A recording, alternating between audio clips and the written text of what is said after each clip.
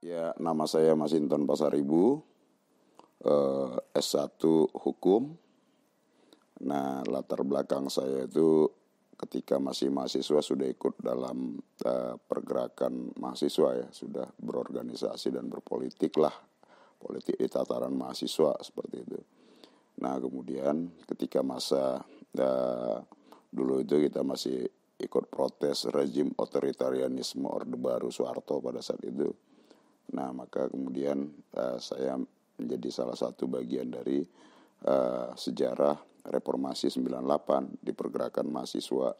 Dan kemudian ya setelah saya dari mahasiswa ya aktif di pergerakan pemuda bersama Front Perjuangan Pemuda Indonesia waktu itu. Kemudian saya bersama beberapa teman-teman aktivis pergerakan pro demokrasi tahun 2014, bukan 2014, tahun 2004 kami membentuk Relawan Perjuangan Demokrasi yang kemudian menjadi sayap organisasi partai politik PDI Perjuangan. Nah, kemudian saya pernah menjadi ketua umum Relawan Perjuangan Demokrasi, sayap partai politik PDI Perjuangan, dan sampai sekarang juga masih. Dan kemudian tahun 2014 lalu saya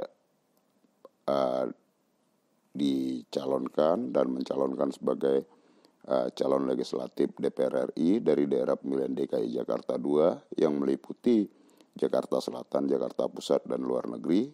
Dan alhamdulillah berkat dukungan teman-teman, masyarakat, dan juga ridho dari Yang Maha Kuasa, saya terpilih sebagai anggota DPR RI untuk periode 2014-2019 ini.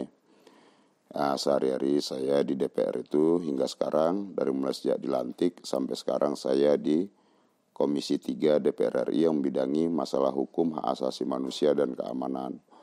Nah, sejak saya dilantik juga sampai sekarang saya memiliki wadah ya, saya langsung membentuk yang namanya Rumah Aspirasi Masinton DPR RI sebagai wadah saya melakukan komunikasi, interaksi, dan menyerap aspirasi dari masyarakat melalui rumah aspirasi tersebut. Rumah Aspirasi Masinton ini ada di sekarang di Jalan Raya Pasar Minggu, wilayah Pancoran, Jakarta Selatan. Nah, dan sekarang kembali saya dicalonkan oleh partai dan mencalonkan diri sebagai calon legislatif DPR RI kembali di daerah pemilihan yang sama, daerah pemilihan DKI Jakarta II, yang meliputi Jakarta Selatan, Jakarta Pusat, dan luar negeri, dari PDI Perjuangan, nomornya 4. Ya, jadi saya motivasinya ya, pertama ya melanjutkan bakti perjuangan dari periode yang sekarang ya, 2014-2019. Dan motivasinya ya, motivasi itu bagi saya politik itu adalah secara esensi dia memberikan kebaikan buat banyak orang. Nah, maka bagaimana kita meletakkan politik itu sebagai sarana untuk kebaikan banyak orang. Nah, baik di luar parlemen maupun di dalam parlemen, itu prinsip yang saya yakinin ketika saya ikut dalam organisasi di politik pergerakan dari mulai masa mahasiswa. Dan sekarang kembali saya ingin melanjutkan tersebut dan juga ditugaskan oleh partai politik di mana saya berada, PDI Perjuangan. Dan tentu bagi saya adalah motivasinya adalah bagaimana memperkuat prinsip-prinsip tentang pengelolaan negara ya,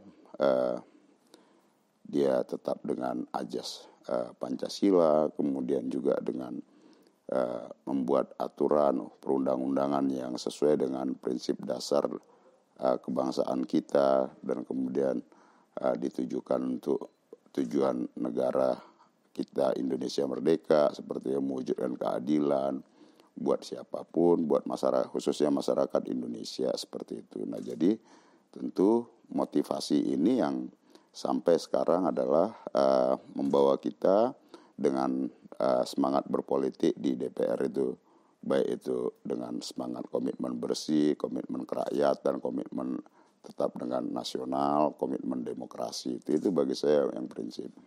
Nah, jadi kenapa di Dapil DKI Jakarta 2? Ya karena memang kemarin juga saya di Dapil DKI Jakarta 2 periode 2014-2019 dan sekarang saya kembali mencalonkan di Dapil DKI Jakarta 2 karena memang pertama ya saya dari mulai mahasiswa saya sudah di Jakarta, jadi saya lebih secara sosial itu saya lebih berjejaring di Jakarta. Nah kemudian kenapa kembali melanjutkan di sini ya karena memang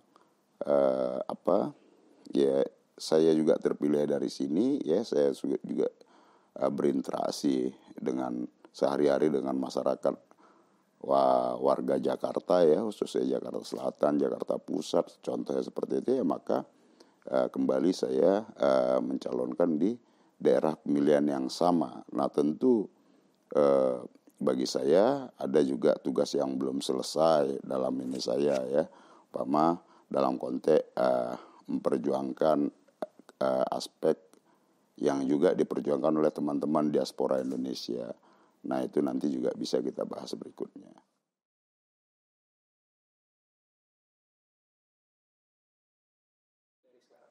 Ya, secara formal konstitusi kita masih mengatur tentang azas tunggal kewarganegaraan. Nah maka menurut saya juga ide tentang dui kewarganegaraan ini bisa juga menjadi, ya memang harus menjadi diskursus yang terus kita bahas ya, karena negara juga harus mendengar aspirasi warga negaranya ya, khususnya teman-teman diaspora Indonesia. Meskipun secara formal yaitu tadi kita menganut ajas tunggal kewarganegaraan, maka seiring dengan perkembangan zaman, era informasi teknologi, globalisasi dan lain-lain, nah maka sebenarnya adalah menurut saya diskursus tentang diaspora Indonesia ini menjadi menarik, dan kemudian juga negara juga harus mempertimbangkan aspek dari kepentingan warga negara kita ya, warga negara Indonesia yang berada di luar Indonesia. Apapun mereka adalah saudara-saudara kita semua, yang juga negara harus mendengar aspirasi ini dan kemudian negara harus mampu merealisasi seluruh aspirasi itu. Mungkin ya bagi saya dia tidak bisa langsung drastis, tapi ini sesuai dengan perkembangan zaman ya, tahapan-tahapan menuju yang diinginkan oleh teman-teman diaspora Indonesia yang berada di luar negeri juga harus menjadi bahan pertimbangan kita sebagai negara begitu ya, baik pemerintah maupun legislatif. Nah ini menurut saya menjadi penting agar kita tetap relevan dalam satu ikatan bangsa Indonesia itu.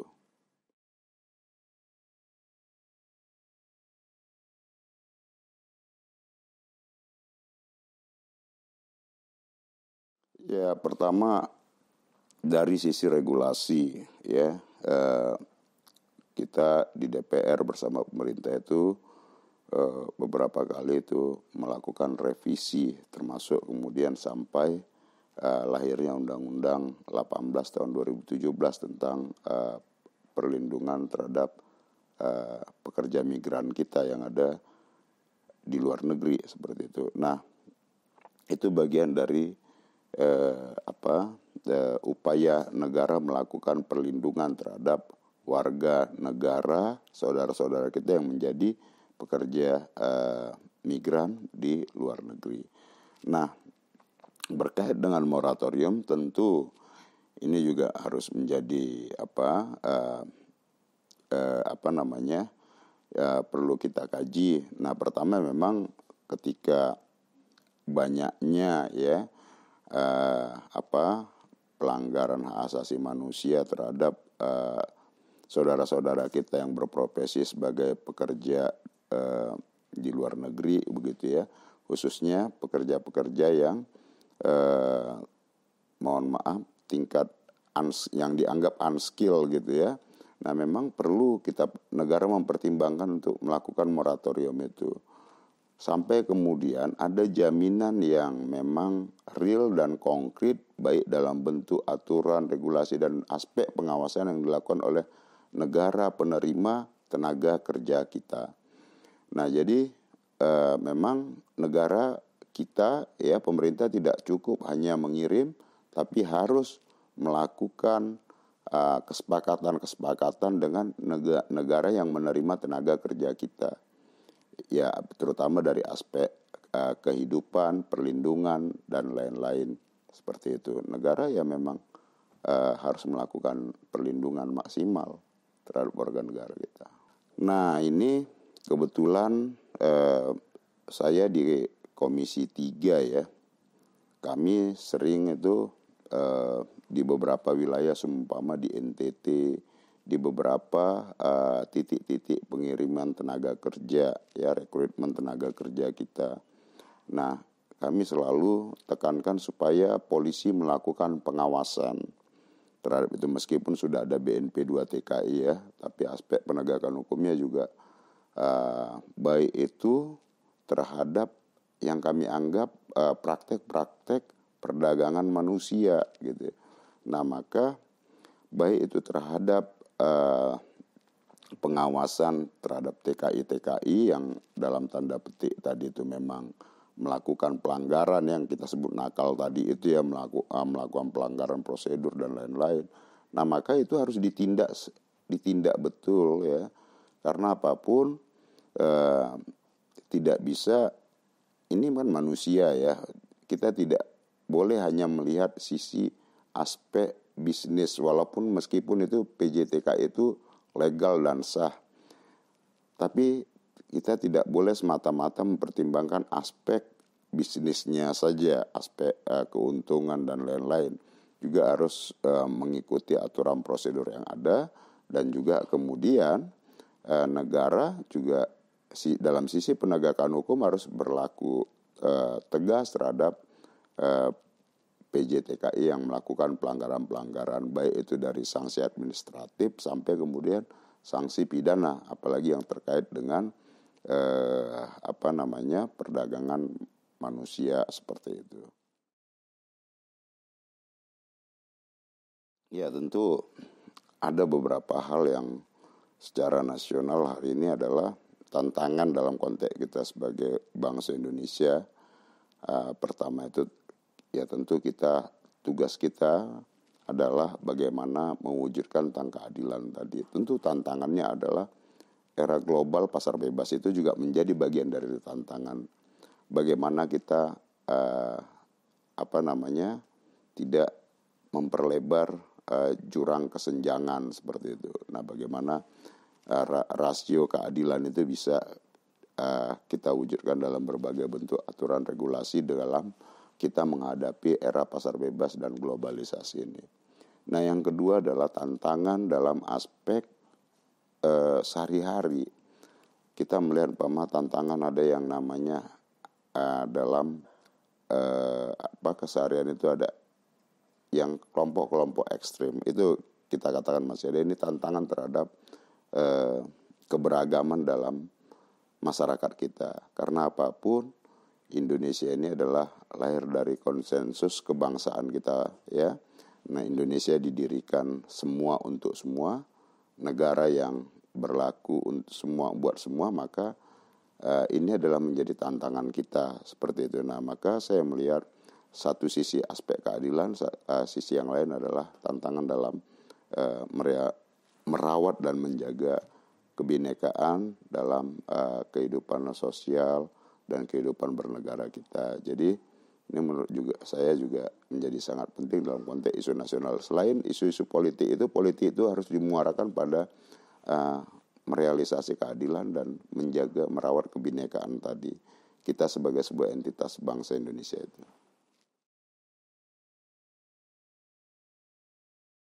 Diaspora ini menjadi sebuah semacam jejaring ya komunitas masyarakat Indonesia yang berada di luar negeri ya, itu yang saya tahu dan ya sama seperti kita juga yang di Indonesia ya, warga negara Indonesia yang memperjuangkan hak-haknya. Dan bagi saya itu perjuangan teman-teman diaspora Indonesia itu ya sangat relevan.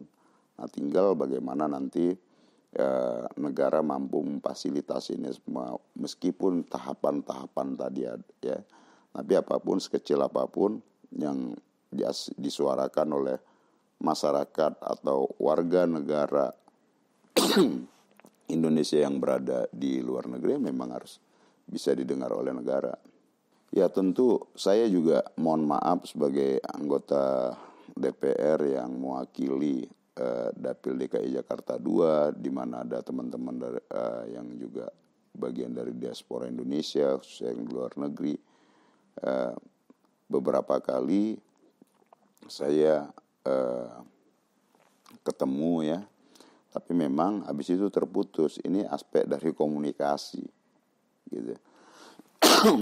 Nah, jadi sebenarnya intensitas komunikasi saya sebagai wakil rakyat di DPR RI yang mewakili Dapil DKI 2 ya, intensitas komunikasi itu yang juga tantangan buat saya, sehingga saya tidak selalu mendapat feeding informasi yang jelas, dan juga saya kesulitan mencari akses terhadap teman-teman yang berada dalam diaspora Indonesia. Nah, dengan adanya forum ini saya berharap nanti bisa lebih intensif.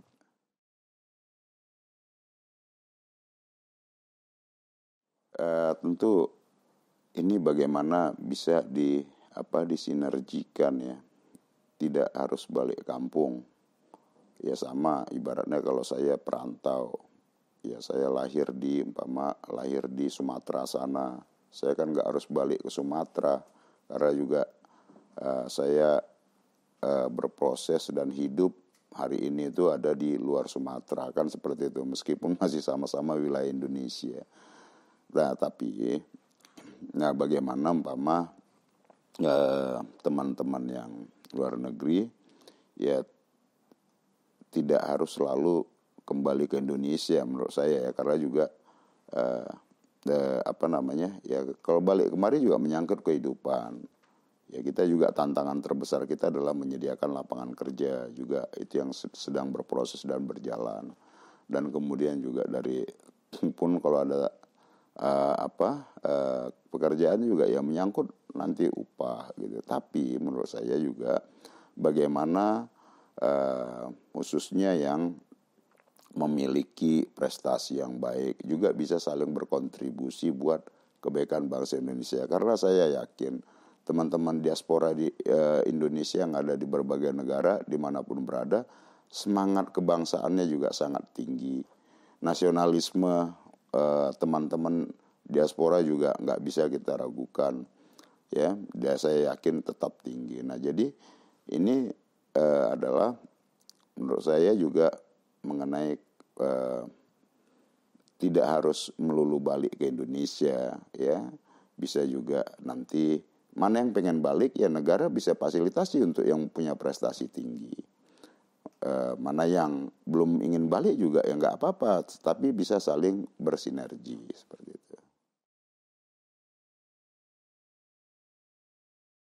Ya, nah maka ide-ide, pengalaman ya teman-teman diaspora di luar negeri itu kan bisa juga dikontribusikan untuk kemajuan Indonesia. Nah, sebenarnya adalah tugas dari, kan ada perwakilan negara kita di sana. Tugas dari perwakilan negara kita seperti baik kedutaan maupun konsulat jenderal maupun atase-atase lainnya ya, yaitu yang memang harus mampu menginventarisasi sumber daya manusia kita yang ada, khususnya teman-teman diaspora Indonesia yang di luar negeri. Nah, skillnya apa, kemudian jejaringnya gimana, apa segala macam. Karena apapun ini kan semua bisa dikontribusikan untuk membangun Indonesia ya. Bangun Indonesia ini kan baik dari dalam maupun dari luar, itu harus dikerjakan. Nah, teman-teman yang berada di luar itu kan juga semangatnya sama, ingin membangun Indonesia. Nah, kita posisikan bahwa teman-teman itu semangat membangun Indonesia yang sedang bekerja, berada di luar Indonesia dan bekerja untuk Indonesia. Saya sangat yakin itu. Iya, itu tadi. Nah, berkait dengan negara, dengan pelaku dunia usaha dan lain-lain ya, ya harus memfasilitasi itu. Nah, toh kalau itu bisa disinergikan kan bisa mewadahi, memfasilitasi teman-teman diaspora yang memang skill, kemampuan, baik ide dan jejaringnya bisa dibutuhkan untuk bangsa ini. Nah, maka untuk yang memiliki skill-skill khusus memang ya perlu treatmentnya juga khusus, penanganannya khusus, karena juga rekrutmennya pasti khusus. Ya tidak bisa disamakan dengan yang namanya yang biasa-biasa saja. Nah, disitulah perlu ada upaya dari pemerintah dan juga pelaku usaha ya untuk memfasilitasi yang memiliki keterampilan-keterampilan yang memang itu dibutuhkan oleh negara. Nah, contoh umpama dulu kan juga Pak Habibie kan begitu ya, difasilitasi khusus.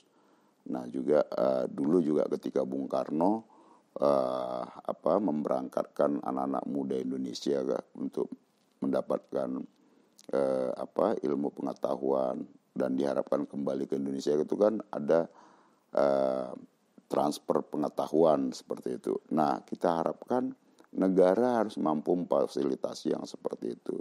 Warga negara kita ya tentu fasilitasinya ya memang secara khusus ya, karena memang juga bangsa kita, negara kita juga membutuhkan keterampilan-keterampilan dari warga negara kita yang berada di luar negeri.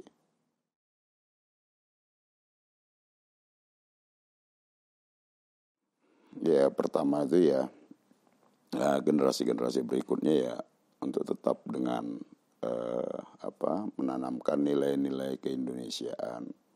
Ya sama umpama kan kalau di miniatur kita sebagai itu kan sebagai bangsa itu kan berasal dari berbagai suku-suku bangsa seperti itu ya. Saya contoh umpama kebetulan saya dari suku Batak, suku bangsa Batak.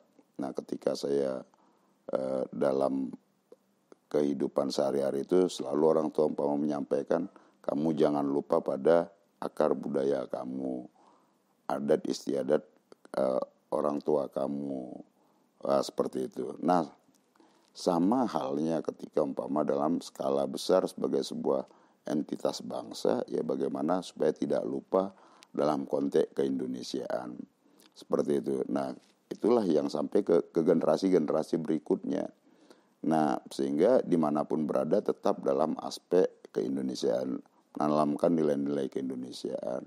Baik itu dari aspek adat istiadat, sampai kemudian juga pengenalan tentang negara dan bangsa Indonesia. Nah, saya rasa dengan begitu ya penanaman nilai-nilai keindonesiaan itu secara terus-menerus dan ya generasi-generasi kapanpun dia tetap mau dimanapun ya saya Indonesia seperti itu. Jadi menurut saya adalah diaspora Indonesia ya tetap dia adalah Indonesia gitu. Meskipun ada embel-embel diaspora di depannya gitu ya tetap ya satunya Indonesia gitu seperti itu.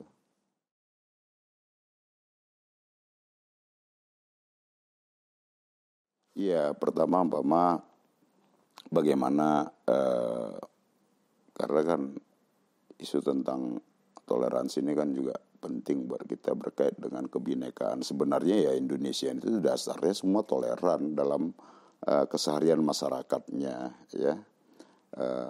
Yaitu tradisi toleran itu ya dari dulu, dari kita mulai kecil bahkan jauh sebelum ada kita lahir mungkin dari kakek dan nenek moyang kita ya memang tradisinya tradisi toleran. Maka ada istilah tolong menolong, ada istilah saling hormat menghormati. Nah, maka itulah yang menjadi nilai dasar kita dalam sebuah bangsa tadi.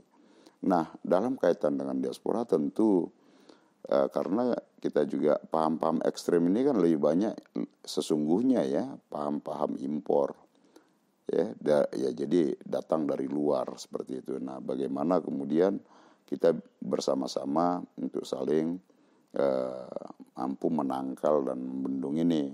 Nah, baik umpama tentu pemikiran-pemikiran ekstrem ini kan datang dari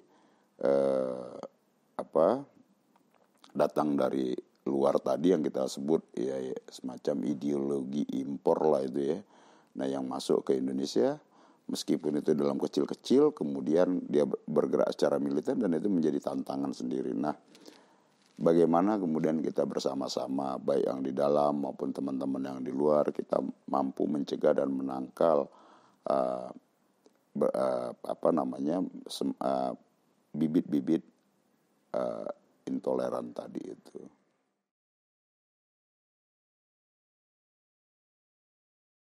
Ya, itu peran negara ya, peran baik negara dalam hal ini pemerintah.